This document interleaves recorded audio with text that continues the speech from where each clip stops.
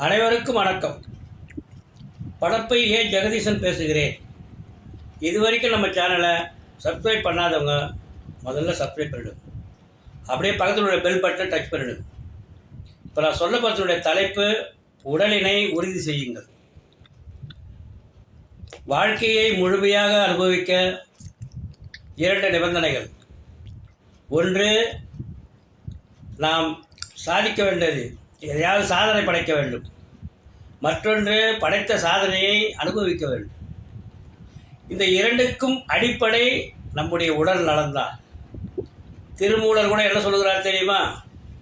உடம்பை வளர்க்கும் உபாயம் அறிந்தேன், உயிர் வளர்த்தேன் உடம்பை வளர்த்தேன் என்றும், உள்ளம் பெருங்கோயில் ஊனுடம்பு ஆலயம் என்றும் சொல்லுகிறார்.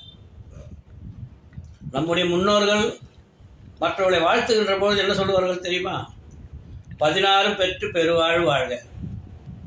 இதை நம்ம ஆளுங்க நிறைய பேர் தப்பாக புரிஞ்சினாங்க. 16 பெற்றுனதும் 16 குழந்தைகளை பெற்றுன்ற மாதிரி எடுத்துனாங்க. இல்லை, 16 செல்வங்களை பெற்று பெருவாழ் வாழ்ன்னு தான் வாழ்த்துறாங்க.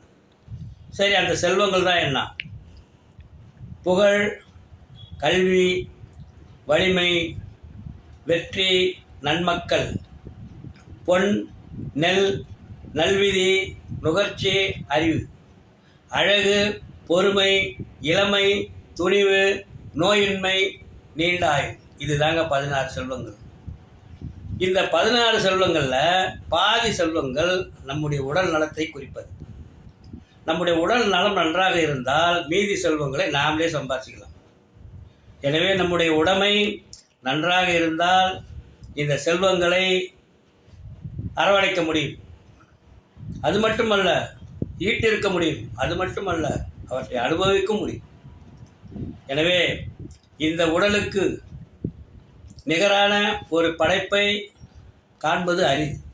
அதனால தான் ஔவையார் கூட என்ன சொன்னார் தெரியுமா? அரிது அரிது மானிடராய் பிறத்தல் அரிதுன்னு சொன்னார்.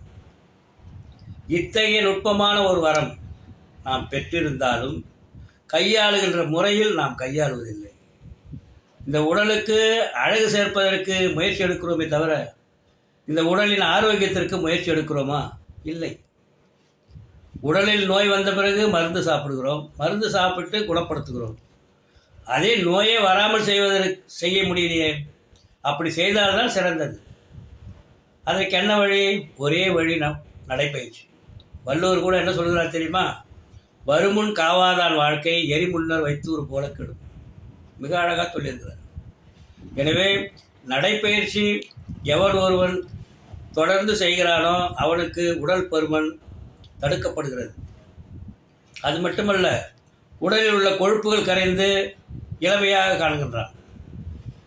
மேலும் முதுமையை காக்கும் இயற்கை மருந்தாக நடைப்பயிற்சி உதவுகிறது. சீரான நடைப்பயிற்சி உள்ளவனுக்கு உடலில் உள்ள தசைகள் இரத்த அழுத்தம் அதிகரிப்பதுடன் பழைய செல்கள் அழித்து புதிய செல்கள் உருவாவது. வயிற்று பகுதியிலும் இடுப்பு பகுதியிலும் தசைகளை குறைத்து இயற்கையிலே இளமையான தோற்றத்தை கொடுக்கிறது. தோலில் உள்ள நரம்பு துவாரங்களுக்கு ஆக்சிஜன் அதிகமாக கிடைப்பதாலும் புதிய செல்கள் தொடர்ந்து உருவாவதாலும் தோல்கள் சுருங்காமல் இளமையாக காட்சி தருகிறது. உடற்பயிற்சி தொடர்ந்து செய்வதற்கு கண் நோய் வருவதில்லை, கண் பார்வை குறைவதில்லை. இதயம் போன்ற பல்வேறு பாதிப்புகளுக்கு ஆளாகாமல் இருக்கின்றான். தீக்காயங்கள், புண்கள் விரைவில் குணமாக நடைப்பயிற்சி உதவுகிறது. உடலும் அறிவும் வலுவாக இருக்க வேண்டுமானால் நாம் நல்ல உணவை உண்ண வேண்டும். அதற்கு கடினமான துணிச்சலும் உழைப்பும் நீண்ட உறக்கமும் நல்ல உணவும் இருக்க வேண்டும். தேவையற்ற கொழுப்புகளை உருவாக்கும் இனிப்புகளை தவிர்க்க வேண்டும். காரம், உப்பு, எண்ணெயில் வறுத்த பொருட்களை தயவு செய்து தவிருங்கள். அதற்கு மாறாக இயற்கை உணவான பச்சை காய்கறிகள், பழங்கள், கீரை வகைகள் தினமும் சாப்பிடுங்கள். நல்ல உடற்பயிற்சியோடு தினமும் 5 மணி நேரம் அல்லது 6 மணி நேரம் நன்றாக தூங்கி எழுந்து நம்முடைய வேலை செய்கின்ற பொழுது உடலில் ஆரோக்கியம் நீடிக்கின்றது. அப்படி நீடிக்கின்ற பொழுது நல்ல உணர்வுகள் ஏற்படுகிறது. அந்த உணர்வின் சுகத்தினை இந்த உலகத்தில் யாரும் எந்த பொருளும் தந்துவிட முடியாது. எனவே உணர்வினை சுகத்தினை உணர உடலை உறுதி செய்யுங்கள். நன்றி, வணக்கம்.